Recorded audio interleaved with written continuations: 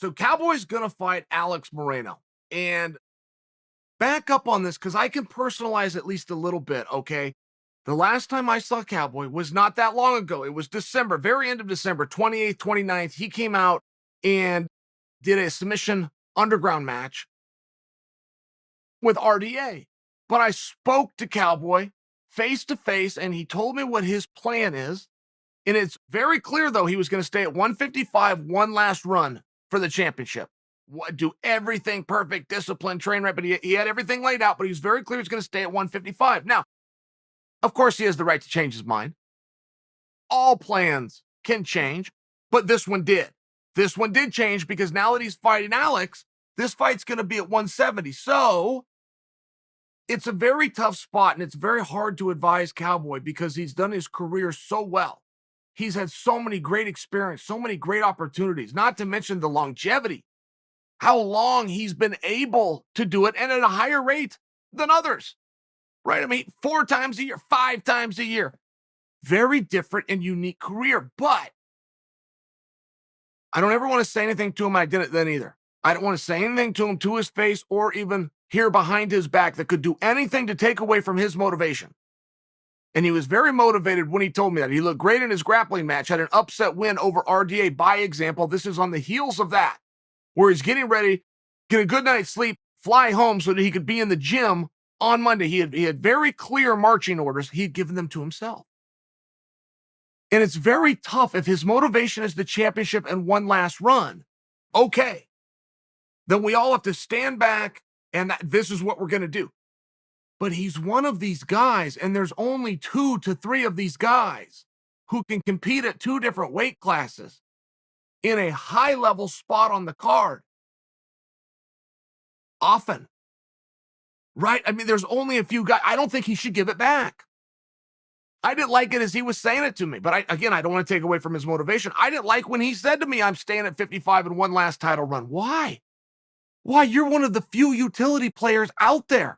You were Khamzat Chimaev before Khamzat was Chimaev. You were doing these things. You were Kevin Holland before Kevin Holland made it cool. It was one of these things. Cowboy, they don't make a lot of you. And they don't give guys this opportunity where they can move here and move back, and they're never going to be less than a co-main and a featured match and pay-per-views and free fight nights. And I mean, they use him in he is the ultimate utility player. I don't want him to give that back. I think he would devalue himself, but I get his motivation. His motivation is, I've had my runs, but I'm making one last one. I'm not playing around. I'm doing everything right. Absolute discipline, but also absolute focus on 155. I understood it when he said it to me. I'm happier now. You know what? I prefer this.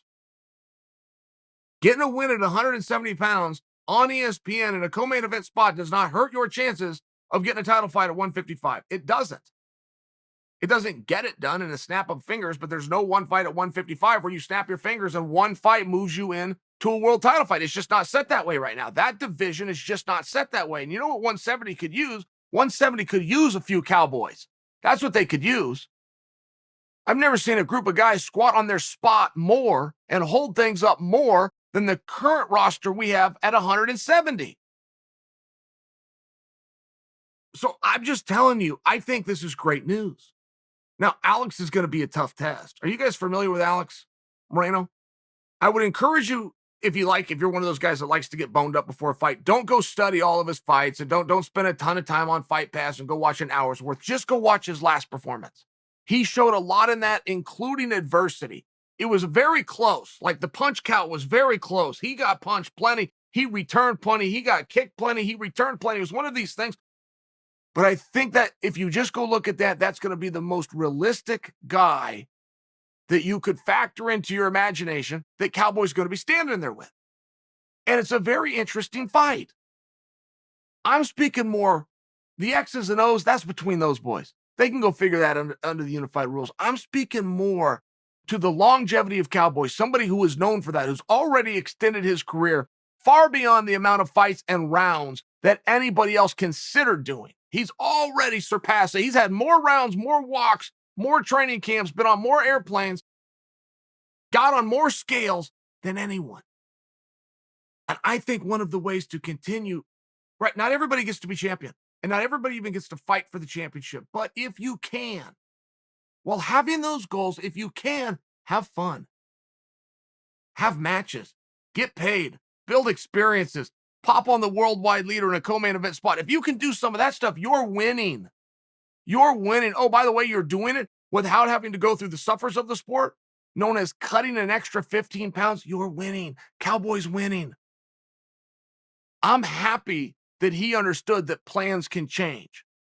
I will be completely happy once we settle in on, no, Cowboy, this is who you are. You're not the guy that goes and focuses on 155 in one last run. That's not you. You're this guy.